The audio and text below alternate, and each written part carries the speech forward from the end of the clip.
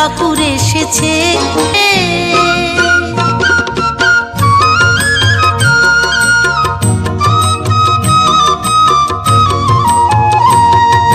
ঠাকুর বলল কর্মময় ভক্ত হতে হবে।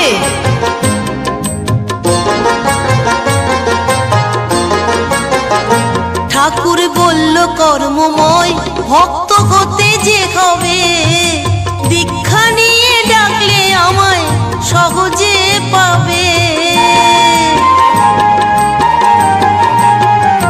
ঠাকুর বলল কর্মময় ভক্ত হতে যে হবে, দীক্ষা নিয়ে ডাকলে আমায় সহজে পাবে। আমার ঘুম ভাঙতেই শুনি নামের,